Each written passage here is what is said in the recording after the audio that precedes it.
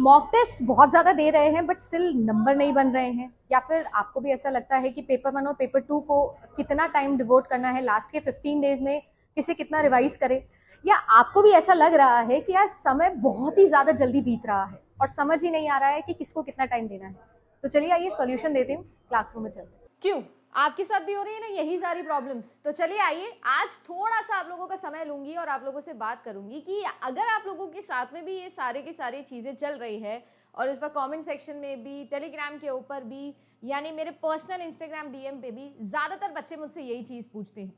तो आज सबसे पहले मैं बात करती हूँ कि अगर मैं आपकी जगह होती और आपके शूज में आके मैं बिल्कुल सोचूं, तो देखो बहुत इंपॉर्टेंट चीज ये है कि आप लगातार मॉक टेस्ट दे रहे हैं बट मॉक टेस्ट के अंदर आप लोगों की जो नंबर्स होते हैं ना, वो जैसे इंक्रीज या डिक्रीज हो रहे होते हैं। आपका जो पैनिक मोड होता है वो भी उसी तरीके से इंक्रीज या डिक्रीज हो रहा होता है। सबसे बड़ी प्रॉब्लम वो है कि आप लोग अपनी गलती नहीं पहचान रहे हैं। देखो, अगर आप सभी लोगों को ऐसा लग रहा है कि आप एक नंबर पे कांस्टेंट हो गए हो, स्टैग्नेट हो गए हो, 25 सवाल सही होते थे 25 ही सवाल सही हो रहे हैं, 35 सही हो रहे थे 35 ही सही हो रहे हैं, या 40 सही हो रहे थे तो 40 ही सही हो रहे हैं, ना कम ना ज्यादा।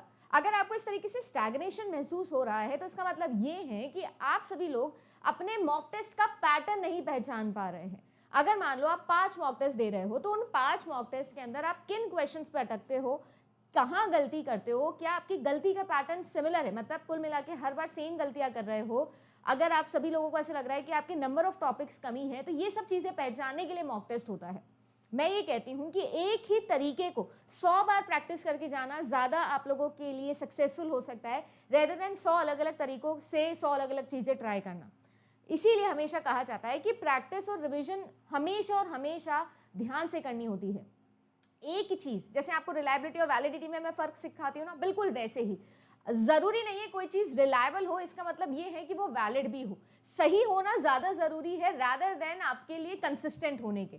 अब यहां पर मेरे कहने का ये मतलब है कि आप सभी लोग जब मॉक टेस्ट देते हो तो मॉक टेस्ट देते हुए 2 इंपॉर्टेंट चीजें जो आपको समझनी होगी। एक, कि आप लोग उसमें क्या गलती कर रहे हो, और उस गलती के बिहाफ पर आपको अपनी रिविजन स्कीम ध्यान रखनी होती है।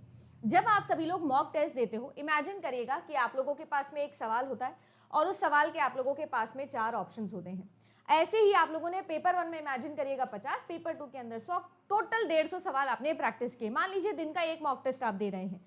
जब आप इस तरीके के मॉक टेस्ट देते हैं तो जो क्वेश्चंस आपको आते हैं वो तो आप लोग इजीली निकाल देते हो, उनको फॉर ग्रांटेड भी लेते हो, सिली मिस्टेक्स करते हो उनके अंदर, और जो क्वेश्चंस आपको नहीं आते हैं आप उनको नहीं सॉल्व कर पाते हो, और इस वजह से आप लोग हो जाते हो बहुत ज्यादा डिप्रेस्ड, बहुत ज्यादा डीमोटिवेट। और इस वजह से जो टॉपिक का क्वेश्चन आप सॉल्व नहीं कर पाए ना, फटाफट से जाके आप क्या करते हो, उसी टॉपिक का रिविजन लगाना स्टार्ट कर देते हो। जहां पर आप लोगों के पास में अपॉर्चुनिटीज बहुत ज्यादा है, यूट्यूब पे बाढ़ आ रखी है वीडियोस की, आजकल हर कोई हर दूसरे चैनल पर आपको यूजीसी नेट का कंटेंट मिलेगा, वेबसाइट्स मिलेगी, मैं खुद आप लोगों के लिए बहुत वीडियोस बना रही हूँ, तो बहुत सारा कंटेंट आपके पास में है। बट यही बहुत सारी चीजें जो है वो आपके दिमाग में कर रही है पैनिक मोड एक्टिवेट। इतना पढ़ना भी नहीं है जितना पढ़ाया जा रहा है, जितना आप पढ़ रहे हो इतना भी कोई रॉकेट साइंस नहीं लगानी है।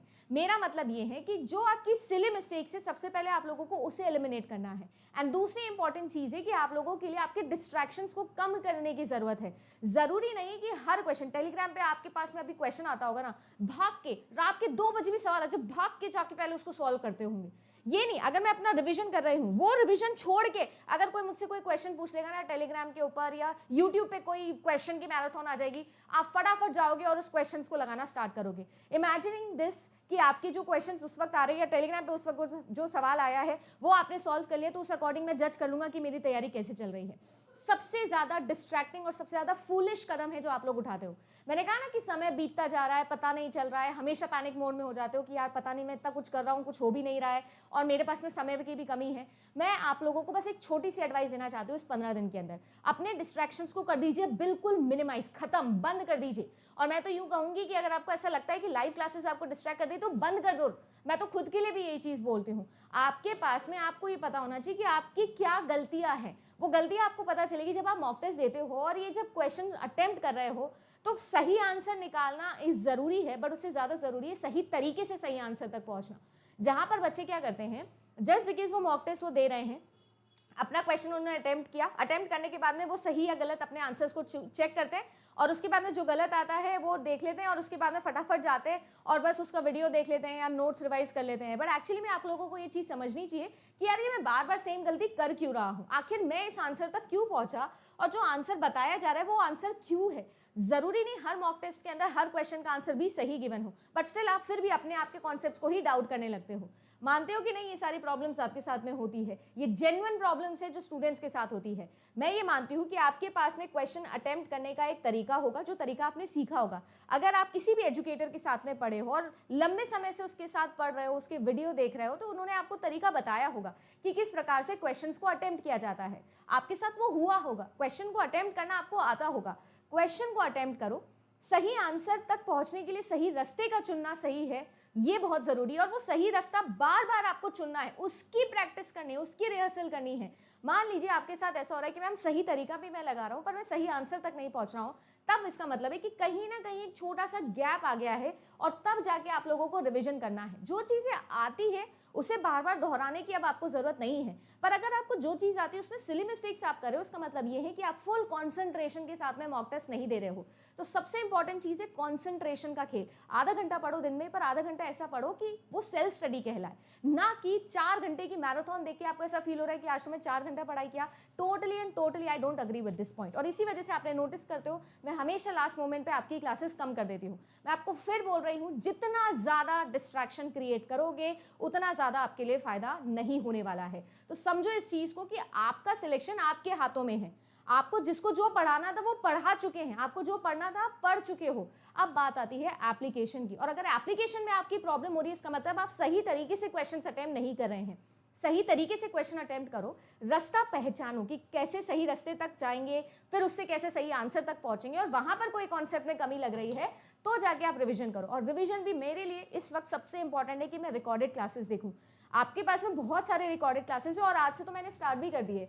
आप लोगों के लिए 10 AM डेली जो है मैं एक रिकॉर्डेड क्लास लगा रही हूँ, जिसमें मैं मेजरली वो टॉपिक्स कवर करूंगी जो आप सभी लोगों के लिए इंपॉर्टेंट होते हैं। बट फिर मैं यही चीज़ बोलूंगी, जरूरी नहीं 1000 बच्चे मिलके कोई वीडियो के अंदर, मान लो मेरे जैसे वीडियो आएगा भी 9 PM, बहुत सारे बच्चे आएंगे उसमें क्लास में क्वेश्चन सॉल्व करेंगे। मान लीजिए आप लोगों का आज के दिन का टारगेट पूरा नहीं हुआ है, मॉक टेस्ट के अंदर आप लोगों को जैसा लग रहा था आप अपनी उम्मीदों पे खड़े नहीं उतरे हो, तो मत देखो। मैं तो अपने लिए भी बोल रही हूँ, मैं तो बाकी ही नहीं, मैं अपने लिए भी ये चीज़ बोल रही हूँ। इस समय सबसे ज़्यादा इंपॉर्टेंट ये है कि आप सभी लोगों की सेल्फ स्टडी पे आप ज़्यादा ध्यान दें, और वो सेल्फ स्टडी के लिए रिकॉर्डेड क्लासेस सबसे सही होती है।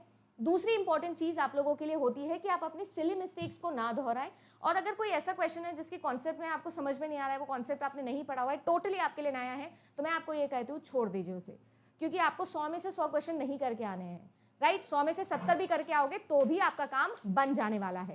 तो ये चीज़ आपको याद रखनी है। अब बात आती है कि आप सभी लोगों को ऐसा लगता होगा कि यार मेरे पास में तो अब टाइम ही नहीं बचा है, मैं तो कुछ कर ही नहीं सकता हूँ। तो मैं आपको ये बोल सकती हूँ कि लास्ट के 15 दिन क्या नहीं हो सकता, राइट। तो अपने आप को ये बोलना छोड़ दीजिए कि यार 15 दिन में तो कुछ भी नहीं हो पाएगा, मेरा नहीं हो पाएगा। यस, UGC नेट का सिलेबस नहीं हो सकता 15 दिन में, पर 15 दिन के अंदर आप पेपर अटेम्प्ट करना सीख सकते हो, प्रैक्टिस करना सीख सकते हो, बार बार सही तरीके का दोहराना, इसीलिए मॉक टेस्ट होता है। तो ट्राई करिए कि आप उन चीज़ों पे गौर करें जो चीज़ें आपका बेनिफिट कर सकती है, आपकी स्ट्रेंथ है, उस पर गेम खेलना है, राइट। आपको पता होना चाहिए कि मैं कौन सा क्वेश्चन 100% अटेम्प्ट कर रहा हूँ और कौन सा ऐसा क्वेश्चन है जिसमें मैं चॉइस एलिमिनेशन लगाऊंगा या कोई ना कोई तरीका लगाऊंगा। इसके लिए मैं हमेशा ये चीज़ बोलती हूँ, जब भी क्वेश्चन सॉल्व करते हो तो 4 में से पहले ऑप्शन वो एलिमिनेट करिए जो 100% आंसर नहीं हो सकता। कॉन्ट्रडिक्शन अप्रोच से क्वेश्चन सॉल्व करना है। सही ऑप्शन मत ढूंढो, गलत ऑप्शन ढूंढो, उसे एलिमिनेट करो, ऑटोमेटिकली एक ऑप्शन ऐसा बच जाएगा जो आप लोगों के लिए सही होगा। और एक चीज़ जो लास्ट में इस वीडियो के मैं आप लोगों को बोलना चाहती हूँ, जिस थीम पे मैं चलती हूँ, मुझे ऐसा लगता है कि हम सभी लोग जो भी काम कर रहे हैं, चाहे मैं पढ़ाने का काम, वीडियो बनाने का काम, जो भी मैं कर रही हूँ, आपके लिए प्रीमियम के बारे में सोचने का काम, जो भी, मैं ये मानती हूँ कि अगर मैं प्योर हार्ट के साथ, ट्रू डेडिकेशन, इंटीग्रिटी और ऑनेस्टी के साथ में हार्डवर्क करूँ और जो काम मैं कर रही हूँ उसमें मुझे मज़ा आ रहा है, तो वही ट्रू सक्सेस है। आपकी डेस्टिनी में जो चीज़ लिखी है वो लिखी है, आप उसे बदल नहीं रहे हैं, जो होना है वो हो जाएगा। बट आपकी एक चीज़ है जो आपकी डेस्टिनी भी चैलेंज कर सकती है, और वो है आपका हार्डवर्क।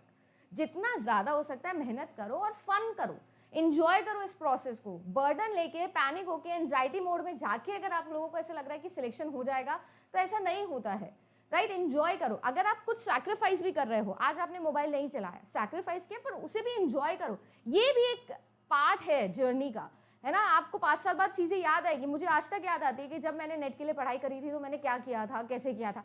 तो एंजॉय, ये स्ट्रगल नहीं है, ये डिसीजन है जो आपने लिया है, you have chosen it, so enjoy it. मेरे लिए मुझे लगता है कि ये चीज़ अगर आप लोग समझ सकते हैं तो प्लीज़ अप्लाई करिएगा, बिकॉज ये तो शुरुआत है, आपके लिए बहुत बड़ा करियर है और बहुत चैलेंजिंग करियर है। If you have decided to choose UGC NET as your career, it is a challenging career, but yet मैं आपको बोलूँगी this is one of the finest journey that you will have.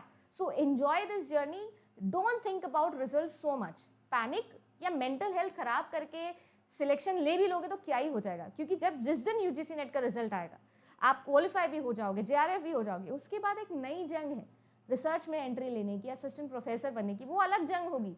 तो अपना character building पे ध्यान दो, mental health, अपने आप को इस तरीके से अलाइन करो कि आप एक परमानेंट लर्नर बन चुके हो, you are enjoying this process. अगर आप प्रोसेस को एंजॉय नहीं करो तो किसी ना किसी पॉइंट पर बैकआउट कर जाओगे, और फिर जो इतनी लड़ाई लड़े हो, आधे रास्ते तक आ चुके हो, वहाँ से पीछे जाना कोई मतलब नहीं है। उम्मीद करती हूँ कि समझ में आया होगा। 10 बजे सुबह रिकॉर्डेड क्लासेस फॉर पेपर 1 और शाम को 8 बजे पेपर 2 की मैराथन्स। मेरी तरफ से जितना हो सकता है मैं करूँगी, बट मैं फिर बोलूँगी, मैं सिर्फ और सिर्फ 1% ले सकती हूँ आपकी मेहनत का क्रेडिट। 99% आपका सिलेक्शन आपकी सेल्फ स्टडी से होगा। तो थोड़ा सतर्क बनो, समझो इस चीज़ को और डिस्ट्रैक्शंस को बंद करो। Good luck. तो आप पियो चाय और चिल मारो, टेंशन ज्यादा मत लो, क्योंकि वो मैं ले रही हूँ। मिलती हूँ, कुछ खास ला रही हूँ। सी यू सून।